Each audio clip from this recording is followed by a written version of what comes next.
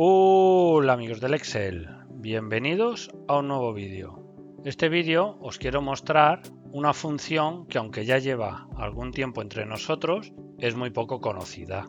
Por norma general, cuando queremos buscar datos, solemos utilizar la función buscarv y nos daría el resultado.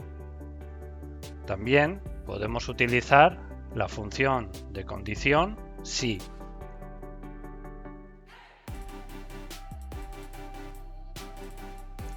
Y tendríamos el mismo resultado. Pues bien, hoy os quiero hablar de la función cambiar.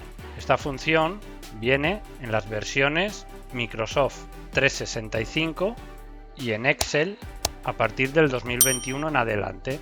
Y esta función nos ayuda bastante cuando necesitamos comparar datos. Esta función se utiliza de la siguiente manera. Igual, cambiar expresión, en este caso es el tipo de carnet, punto y coma, y ahora es tan sencillo como ir seleccionando los valores. Si es igual a punto y coma, me devuelves moto, punto y coma. Si es igual a B, punto y coma, me devuelves coche, punto y coma. Si es igual a C, punto y coma, me devuelves camión. Y por último, si no lo encuentra, le podemos poner un valor. En este caso, no existe. Y cerramos paréntesis.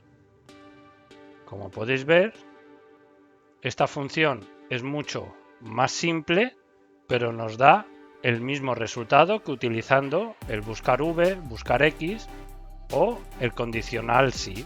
Bueno, espero se hayan resuelto tus dudas. Si te ha gustado, dale a like, comparte y suscríbete para más vídeos como este.